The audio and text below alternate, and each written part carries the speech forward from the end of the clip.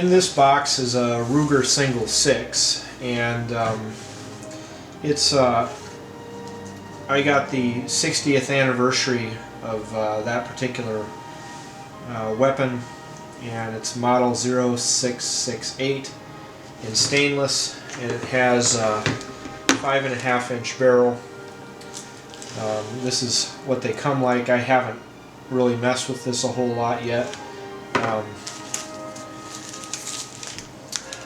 Looks like they shot a, feels like a 22 Magnum shell out of there. And that's what that is. Comes with a lock. This is the cylinder. I'm guessing this is their 22 Win Mag cylinder that you can swap out for the one that's currently in there. And here's the weapon, and this it's got the regular 22 in there right now. I'm going to read the instructions and familiarize myself with this weapon and take it to the range. A couple things I'm curious about is if you swap the cylinder out, how hard is it to do that? Also, when you swap between the Magnum shells and the regular shells, how much does that throw your aim point off, if at all? And we'll see how it goes.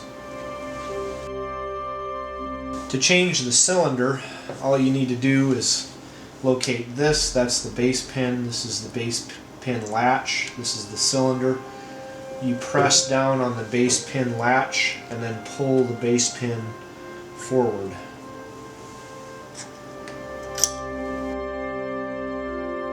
Next, you just open the loading gate and your cylinder pops right out. To put it back in, you put the cylinder where it needs to be. Take your base pin,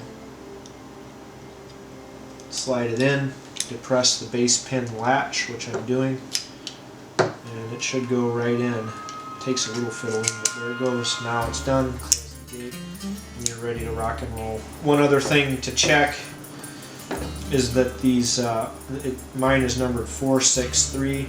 You have to check on each of your cylinders. It'll have the same number. Make sure that it matches the cylinder frame serial number, and mine match up.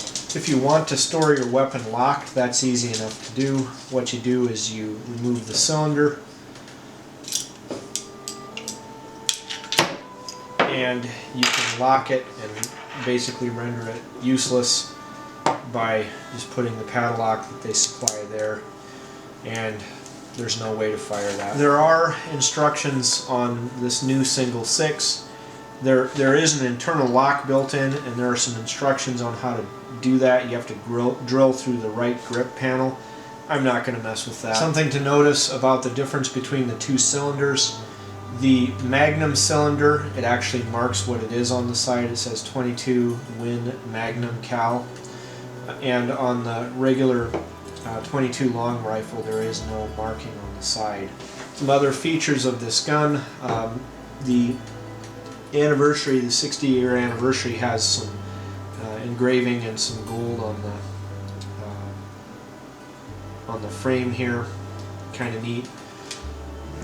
My particular weapon came with fully adjustable rear sights, so it's got a left and a right and an up and down. I'll make use of those. Front sight is more or less standard. Loading and unloading, it takes a little bit more to load these cowboy style pistols. You open up the gate, you find a chamber, and you put your little, you have to rotate it, because when it's stopped, you know, you can't get it in there and you can't get it in there, so you have to rotate it so that the chamber is where you need it. Slide that in and close it.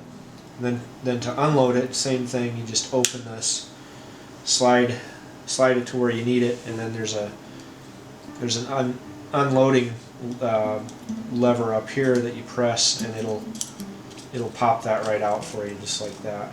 Easy enough. My particular weapon weighs in at 2 pounds 7.5 ounces, and again, this is the new model single 6 with a 5.5 inch barrel. The other thing I bought when I bought the gun is a belt and holster. You can get these right off the Ruger website. This is a Style 196 left hand carry light holster. It's leather, and then I got the belt to go with it. This belt is actually made by Galco. I'm not sure who they get the holsters from. Left-handed holsters are hard to find. I got this particular holster because it has a little snap there to just kind of help secure your gun in place, and it's really tight, but this is a new holster. I like to have it. I like to have my weapons secured in a holster that's they're not going to fall out of if I'm out monkeying around in the woods or something.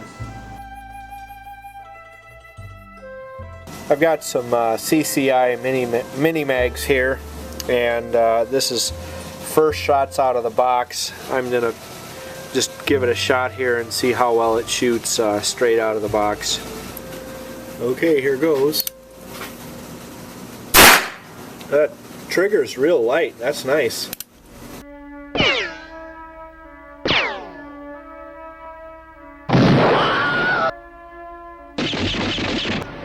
This town all to hell.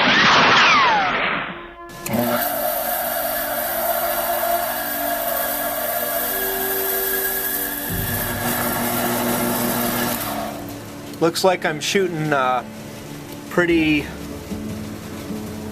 high and to the left. So what I'm going to do is I'm going to get some sandbags and get her sighted in a little bit better here.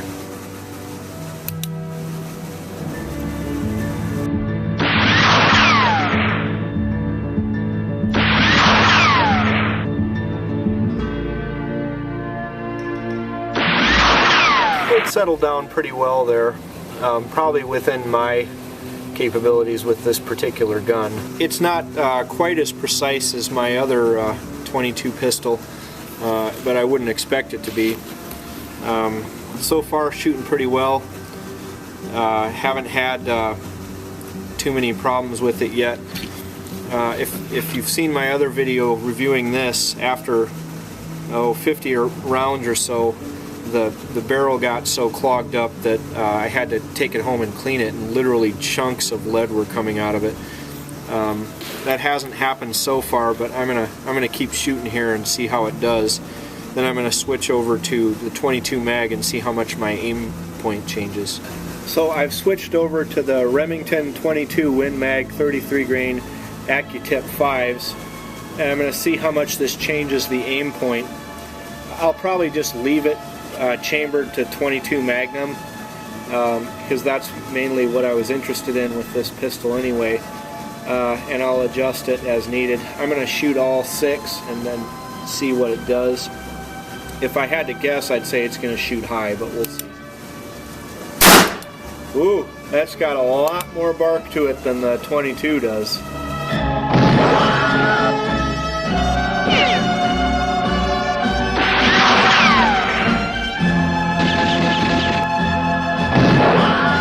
That is throwing some heat. You know, it's not really all that much difference. It's pretty well. I was expecting it to shoot a lot higher, but looks like it's shooting about the same. A little bit right there, but that could just be me.